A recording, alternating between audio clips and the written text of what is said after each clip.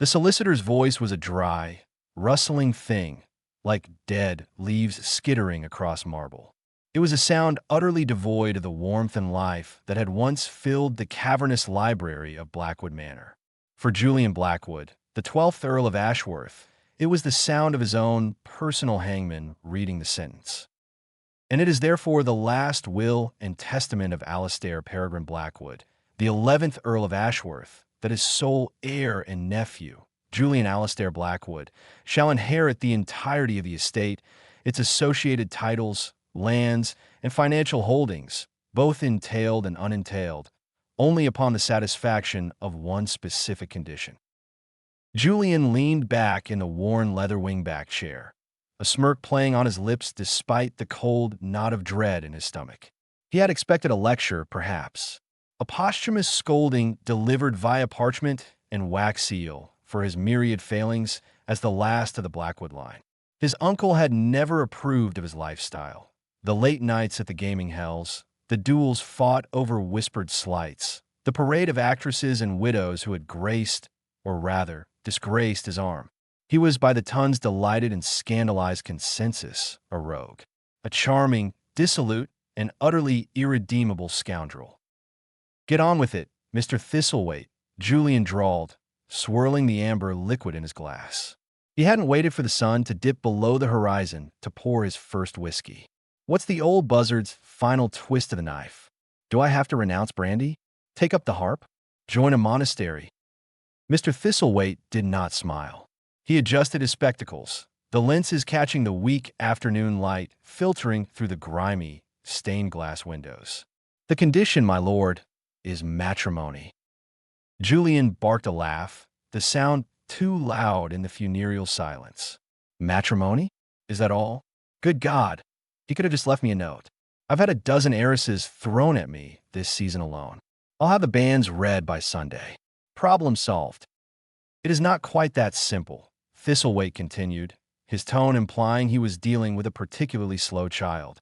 "The lady in question must be, and I quote from the document, of unimpeachable character, respectable breeding, and virtuous reputation, as certified by no less than 3 leading matrons of the ton.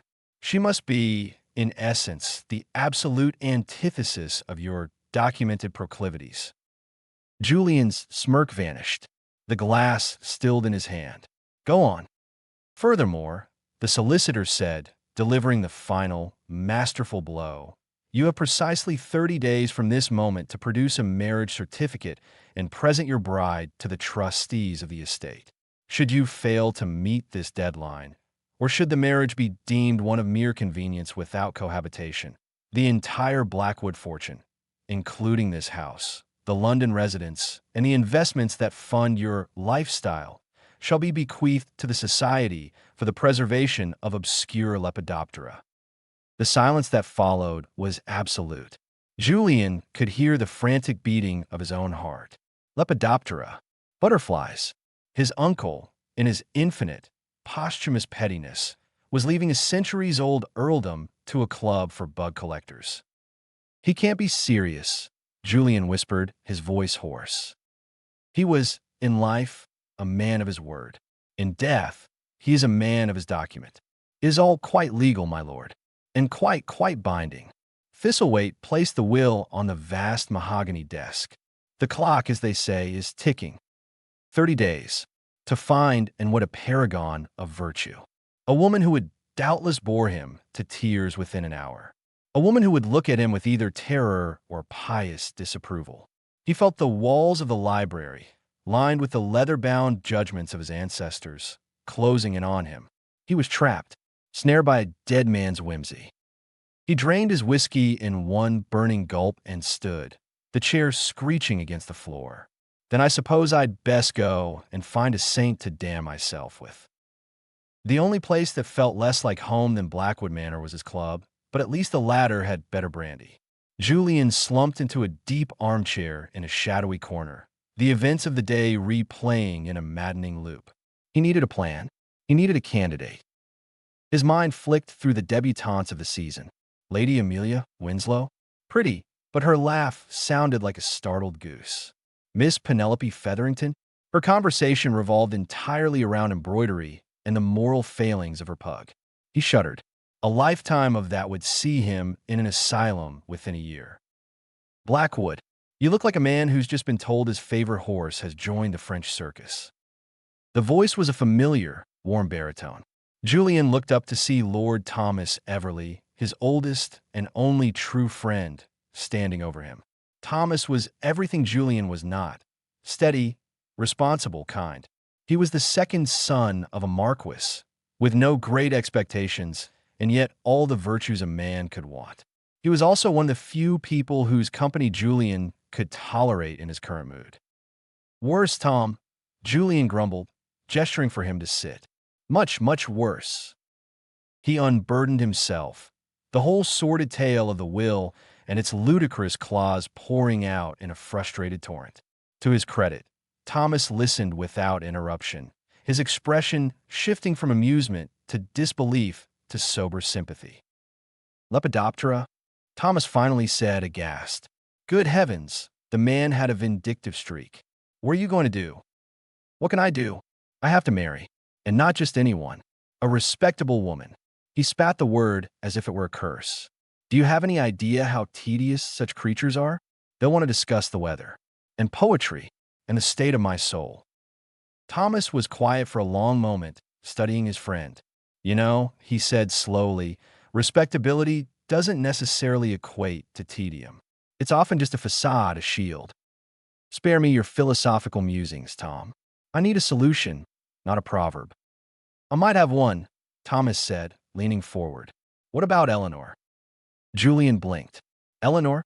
Your Eleanor? Your little sister?" "She's not so little anymore. She's 23, and she is the very definition of respectable. She reads French philosophy, for God's sake, but is so quiet and composed at balls that the matrons hold her up as an example of perfect decorum. Mother despairs of her ever making a match because she's too intellectual. But her reputation is spotless, impeccable. Eleanor Everly." Julian conjured a vague image of a slight, mousy-haired girl who lingered in the background at family gatherings. She had large, watchful eyes the color of sea glass, and he couldn't recall ever hearing her string more than 3 words together in his presence. She was a ghost in her own life. Quiet, serene, utterly, devastatingly boring. And perfect.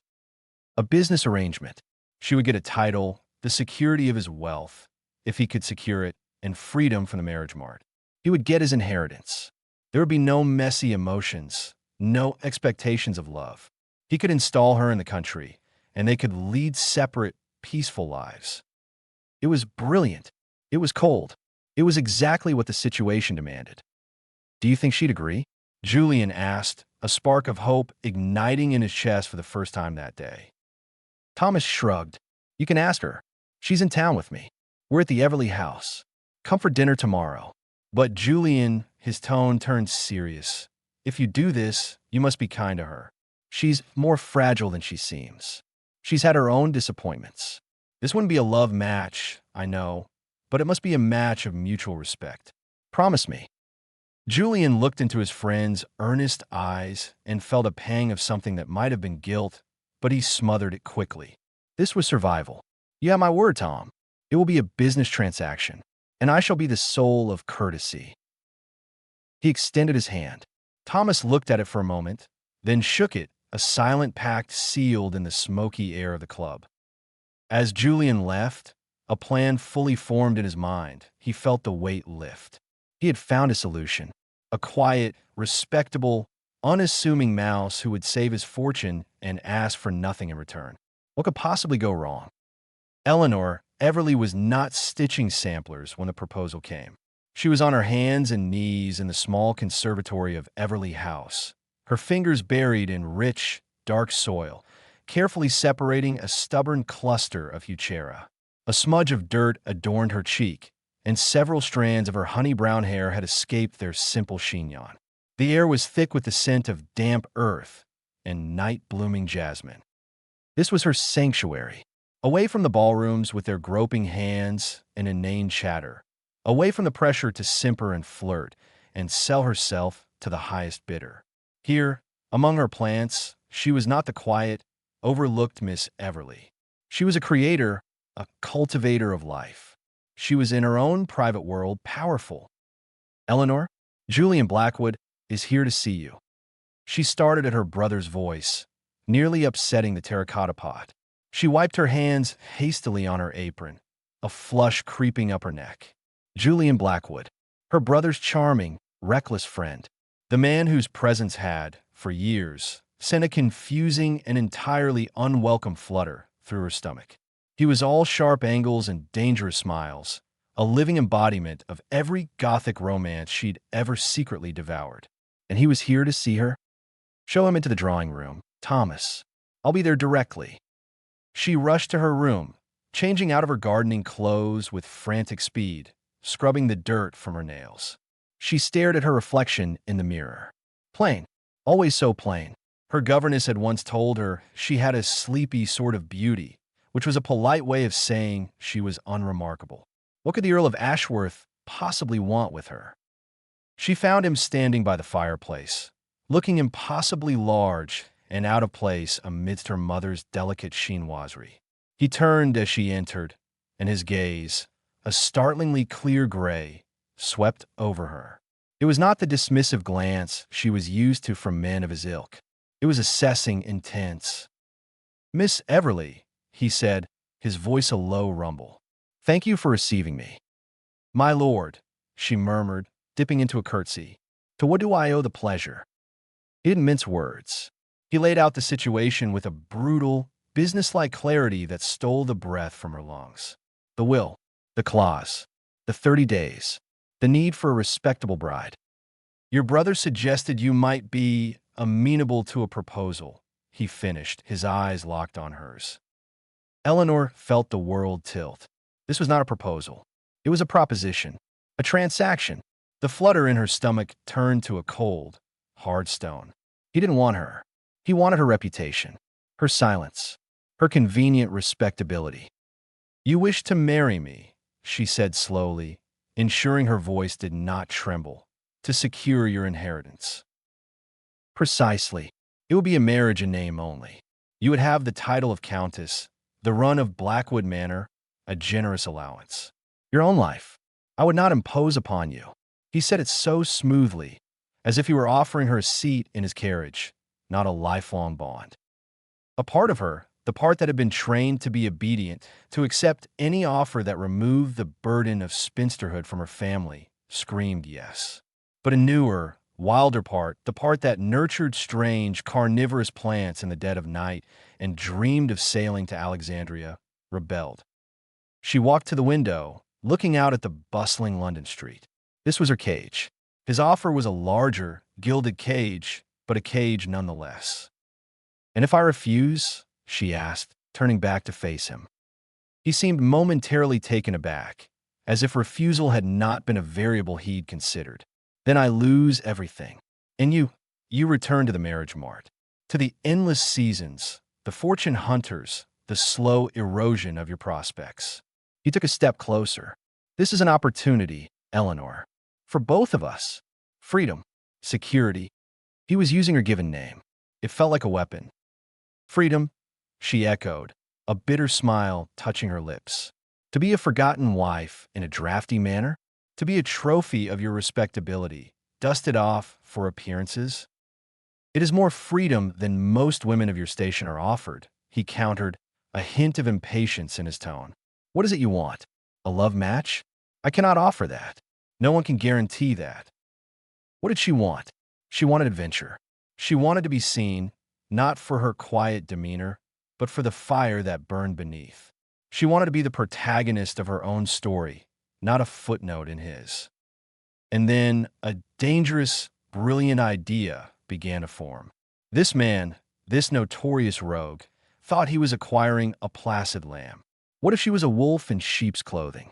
What if this marriage, this bargain, could be her ticket to a freedom she could never have dreamed of? He needed her respectability. She could use that as leverage. She looked him dead in the eye, her sea-glass gaze steady. "I have conditions." Julian's eyebrows shot up. "Conditions?" "First," she said, holding up a finger. I want my own studio, a proper one, with northern light for my botanical work, and a budget to acquire specimens from around the world. He blinked. Your botanical work? Second, she continued, ignoring him and raising a second finger. I want access to the Blackwood Library, unconditionally. And I want an annual sum, separate from my allowance, to be disbursed to a charitable foundation of my choosing, no questions asked. A foundation for what? Third, she said, her voice dropping, but gaining a steely core he had never imagined it could possess. You will never, ever speak to me with condescension. You will not mock my interests or dismiss my thoughts. In public, we will be the picture of marital harmony. In private, we will be partners in this farce. Equals. She stood before him, her chin lifted, her posture defiant. This was not the quiet mouse he had envisioned. This was a woman with a spine of steel and a mind that clearly worked in ways he had not anticipated. A flicker of something other than desperation stirred in him. Interest. He studied her, the determined set of her jaw, the intelligent fire in her eyes. She was full of surprises, and in his current predicament, a surprise was dangerously close to a liability. Or was it an asset? Your conditions are noted, he said slowly. The studio, the library, the money granted, the respect that remains to be earned. It does, she agreed. By both of us. A slow, genuine smile spread across Julian's face. It was not his usual practiced, charming smirk. It was a look of dawning, predatory appreciation. Then do we have an agreement, Miss Everly? Eleanor took a deep breath, her heart hammering against her ribs. She was making a deal with the devil. But perhaps, just perhaps, she had a little devil in her, too. We do, my lord. She placed her hand in his. His grip was firm, his skin warm. It felt less like a promise and more like the beginning of a duel. The wedding was a small, hurried affair at the Everly family chapel, attended by Thomas, a tearful Lady Everly, and a handful of stunned relatives. There was no time for a trousseau, for bands, for the fanfare befitting an earl's marriage. It felt exactly like what it was, a business arrangement conducted under duress. Eleanor wore a simple gown of dove-gray silk, feeling like an impostor. Julian stood beside her at the altar, devastatingly handsome in his dark coat, his responses clear and utterly devoid of emotion. When he slid the heavy Blackwood ring onto her finger, it felt like a manacle. Their departure for Blackwood Manor in Hampshire was a silent, awkward journey. Julian spent most of it staring out the window of the carriage, a deep frown etched on his face. Eleanor pretended to read a book on mycology, though she didn't absorb a single word. Blackwood Manor was exactly as she had imagined it from Julian's rare, bitter descriptions, a hulking edifice of dark stone, all gables and turrets, brooding over the misty moors. It was beautiful in a stark, unforgiving way. Inside, it was a museum to masculine neglect. Dust sheets covered most of the furniture, and the air smelled of damp, old books, and loneliness. The housekeeper, a stern-faced woman named Mrs. Hodges, showed Eleanor to her rooms. They were in the opposite wing from Julian's, a fact for which she was profoundly grateful. Her suite was vast and cold, but it had a sitting room with the promised northern light. It was a blank canvas. The first week passed in a strange, formal dance. They took meals together in the cavernous dining room, making stilted conversation about the weather, the estate, the repairs that needed doing. Julian was always polite, always distant. He was upholding his part of the bargain, treating her with a detached courtesy that was somehow more isolating than outright hostility. Eleanor, for her part, threw herself into her new domain. She had her studio set up, ordered dozens of books and pots and tools, and began exploring the manor's overgrown gardens. She discovered a dilapidated greenhouse, its glass panes cracked and filthy, and felt a thrill of possession. This would be hers. One evening, after a particularly silent dinner, Julian announced he was returning to London for a few days on urgent business. Eleanor knew it was the opening of the boxing season at Gentleman Jackson's. She simply nodded. The moment his carriage disappeared down the drive, a weight lifted from the house and from Eleanor. She didn't retreat to her room. She went directly to the library, the heart of the beast. It was a magnificent room, 2 stories high, with a gallery running around the second level. But it was a mausoleum. She ran a finger along a row of leather-bound ledgers, her nose wrinkling. "This won't do," she murmured to the silent, judging busts of Blackwood ancestors. She summoned the handful of young, strong footmen. Mrs. Hodges looked on, aghast, as Eleanor, having changed into an old, serviceable dress, began issuing commands. "These ledgers to the estate office. These hunting trophies, goodness, is that a rhinoceros head? To the attic. Immediately. And these dust sheets off. Open every window. Let some air in." It was a revolution. Over the next 2 days, the library was transformed. Sunlight streamed in, illuminating the rich colors of the Persian rugs she had uncovered. She rearranged the furniture, creating cozy seating areas. She brought in plants from the greenhouse, ferns, flowering orchids, a small lemon tree. The room began to smell of citrus and beeswax instead of decay. On the 3rd day, she found the music room. A beautiful, neglected Broadwood piano sat in the center. Her fingers, which had not touched a key since coming to Blackwood, itched. That night, after a simple supper taken on a tray in her new, vibrant library, she sat at the piano. She didn't play a gentle sonata or a pious hymn. She played a wild, passionate, and technically demanding piece by Liszt, her fingers flying across the keys, filling the cavernous manor with a torrent of sound that was the very opposite of quiet respectability. The music was a storm, a rebellion, a release.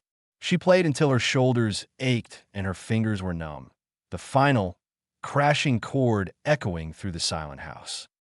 She didn't hear the soft click of the front door. She didn't know that Julian, having concluded his business in London a day early, had just stepped into his hall and frozen, arrested by the powerful, unexpected music pouring from his library. He stood there, his traveling cloak still on, listening. This was not the playing of a quiet, respectable mouse. This was fierce, untamed, brilliant. A slow, unsettling realization dawned on him. The woman he had married, the woman he thought he had acquired like a piece of necessary furniture, was a complete and utter stranger. And he was profoundly, dangerously intrigued.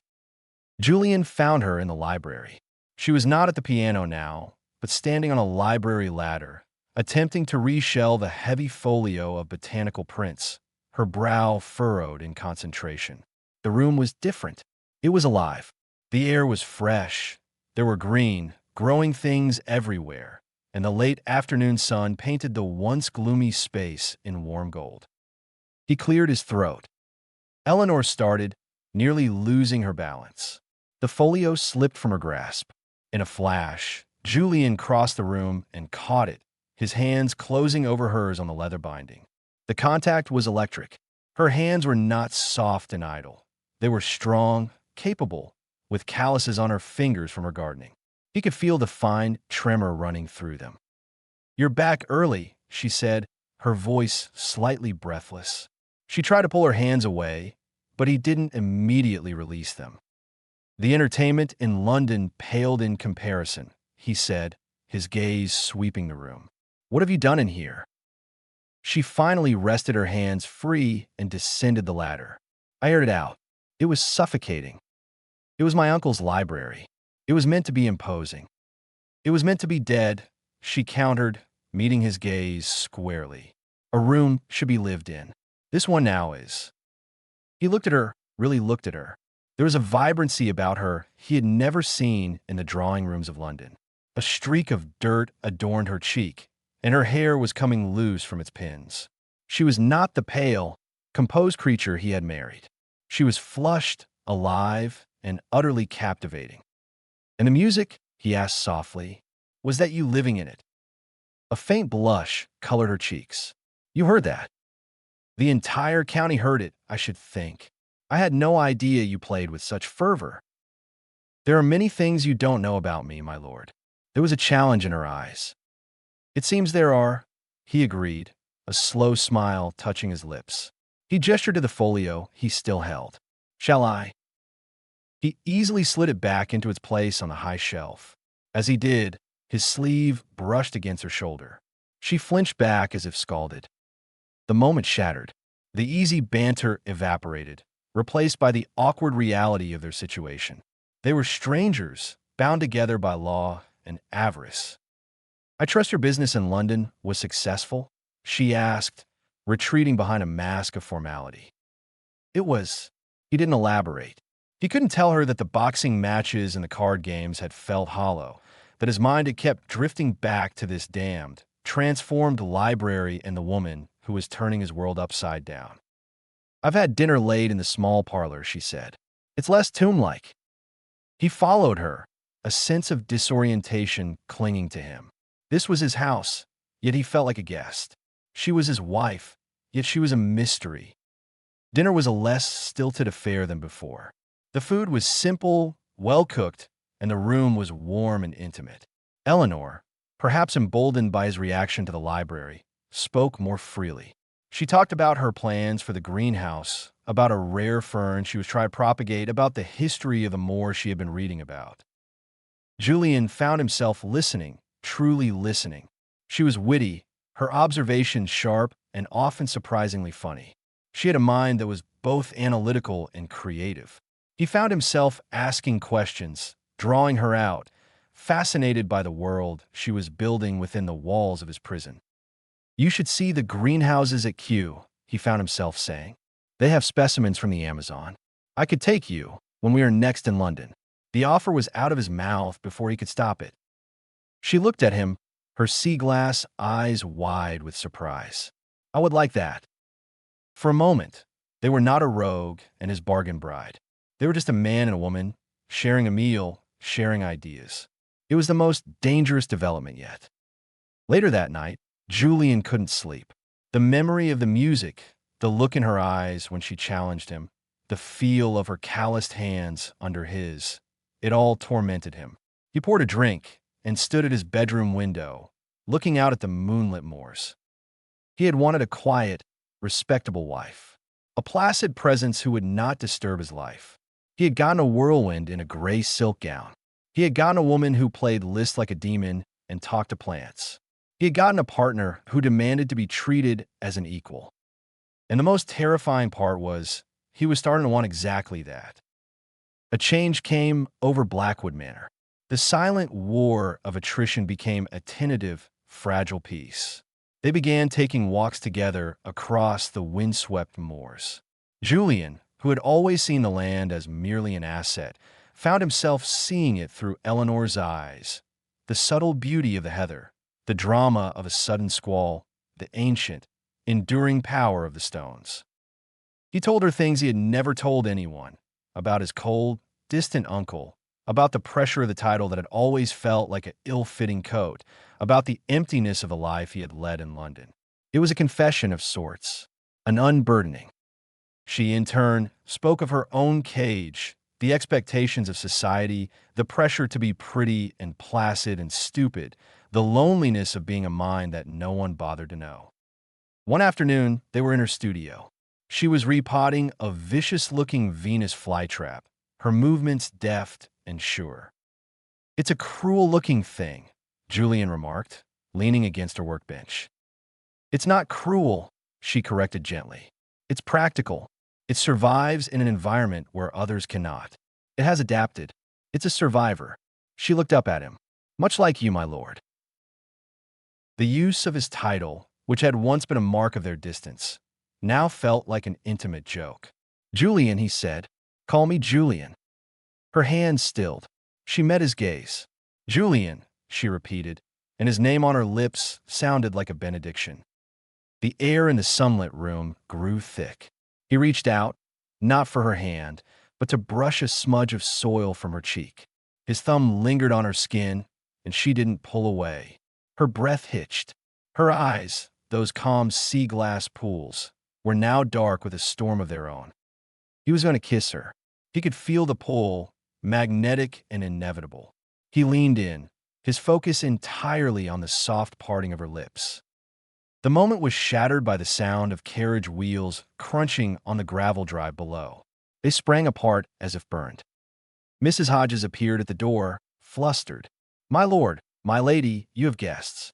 The Dowager Countess of Ashworth and a Mrs. Penelope Swift." Julian's face darkened instantly. "Aunt Agnes. And Penelope. Here." He looked at Eleanor, all the softness gone from his face, replaced by a hard, familiar mask. "The vultures have come to inspect the new carcass." The spell was broken. The fragile connection they had built over weeks shattered in an instant, replaced by the harsh reality of the world they lived in.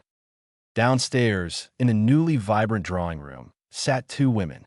The Dowager Countess, Julian's aunt by marriage, was a thin, sharp-faced woman with eyes like chips of flint.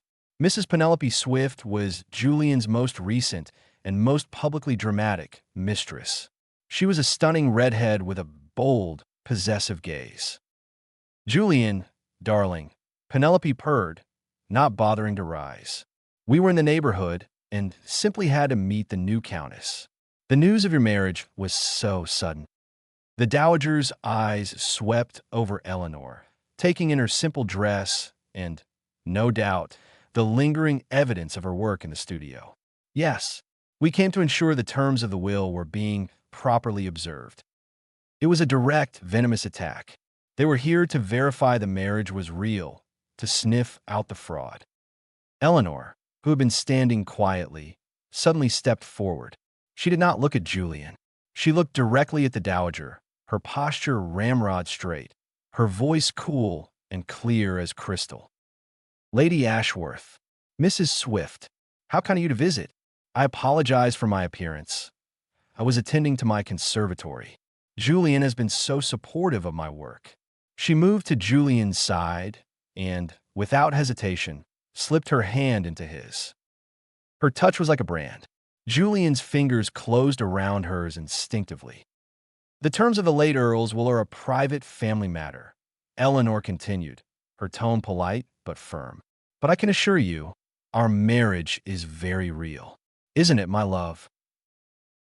She turned her face up to his, and in her eyes, he saw not the shy mouse or the defiant partner, but a consummate actress, a queen defending her territory. The fire he had glimpsed was now a controlled, brilliant flame. He brought her hand to his lips and kissed her knuckles, his eyes never leaving hers. "Utterly, devastatingly real," he said, and for the first time, the words felt like the truth. In that moment, facing down the cynicism and malice of his past, Julian Blackwood realized a terrifying, wonderful truth. He didn't want this to be a farce anymore. He didn't want a marriage of convenience. He was falling in love with his wife. The departure of the dowager and a seething Penelope Swift left a charged silence in the drawing room. Julian still held Eleanor's hand. The performance was over, the audience had left, but they remained frozen in their roles. Slowly, Eleanor withdrew her hand, the mask of the cool countess slipping away to reveal a woman who was shaken. "That was unpleasant. They came to see if we were sharing a bed," Julian said bluntly, his voice rough with a mixture of anger and residual adrenaline. "They came to see if I had cheated, and we convinced them otherwise." She wrapped her arms around herself, suddenly looking very young. "The act is over, Julian. You can stand down." Was it an act? The question was out before he could stop it, raw and honest. Her eyes flew to his, wide with shock. "What?" He took a step toward her, the space between them crackling. "When you looked at me, when you called me my love, was that all just a performance for them?" "What else would it be?" she whispered, her back pressed against the mantelpiece. "This is our agreement, a business transaction." "Damn the agreement," he exploded, running a hand through his hair. "Eleanor, look around you. You've changed everything. This house. I'm not the man I was a month ago. I can't breathe when I'm not near you. I lie awake at night thinking of the sound of your laugh. I look for you in every room." He was laid bare before her, every defense shattered. The robe was gone, replaced by a man terrified of his own vulnerability. Eleanor stared at him, her chest rising and falling rapidly. The carefully constructed walls around her own heart were crumbling. She saw the truth in his eyes, the same terrifying, wonderful truth that was blooming in her own soul. "This was never part of the bargain," she said, her voice trembling. "To hell with the bargain," he repeated, softer this time. He closed the final distance between them, his hands coming up to frame her face. "Tell me you feel nothing. Tell me that when I touch you, it means nothing, and I will walk away. I will honor our agreement to the letter." He was so close she could feel the heat of his body, see the flecks of silver in his gray eyes. She could smell the scent of him, brandy, leather, and the clean, wild air of the moors. Her betraying body leaned into his. She couldn't lie. Not anymore. "I can't," she breathed. It was all the permission he needed. His mouth found hers in a kiss that was nothing like the chaste peck at their wedding. It was a claiming, a confession, a release of weeks of pent-up tension and longing. It was fierce and tender, desperate and reverent all at once. Her arms wound around his neck, her fingers tangling in his hair, pulling him closer as if she could fuse them into one being. The world narrowed to this.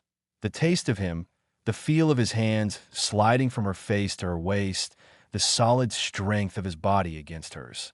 It was a conflagration, burning away the last remnants of their contract, their pretenses, their fears. When they finally broke apart, breathless and trembling, they rested their foreheads together. "This changes everything," she whispered. "It changes nothing," he murmured against her lips.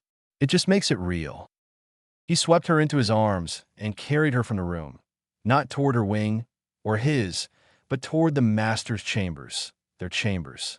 The door closed not on a business arrangement, but on the beginning of a marriage.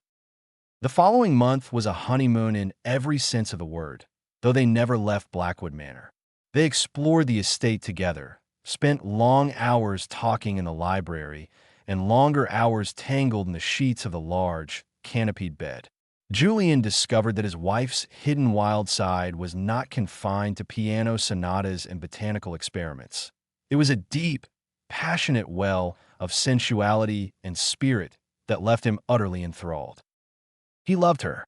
The words were spoken in the dark, in the light, against her skin, into her hair. And she, in turn, gave him her heart, fully and without reservation. The final hearing with the trustees and Mr. Thistlethwaite was a mere formality. They took one look at the couple, the way Julian's hand rested possessively on the small of Eleanor's back, the way she looked at him with open adoration, the way they finished each other's sentences, and certified the marriage as not only legal, but undoubtedly genuine. The Blackwood fortune was secure. On the day the final papers were signed, they held a small celebration.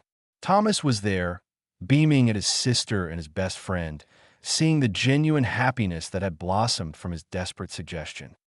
"I knew it," he said, clapping Julian on the back. "I knew she was the one for you." "You knew nothing of the sort, you sentimental fool," Julian retorted, but his eyes, soft as they watched Eleanor laugh across the room, betrayed him. Later that evening, as they sat before a roaring fire in their library, Eleanor nestled against Julian's side. "Do you ever think about it?" she asked softly. "The inheritance clause?" He stroked her hair. "Every day." She looked up at him, surprised. "I think of it as the best thing my uncle ever did for me," he said, his voice thick with emotion. "He forced me to find you. He forced me to look beyond the surface. If not for that damn clause, I would have drifted through life a lonely, miserable bastard, never knowing what it was to truly love and be loved. He gave me a puzzle, and in solving it, I found my treasure."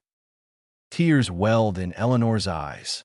She leaned up and kissed him, a slow, deep kiss that promised a lifetime of such moments.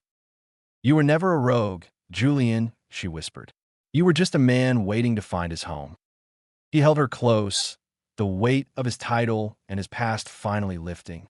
He was no longer the dissolute Earl of Ashworth, bound by a dead man's will.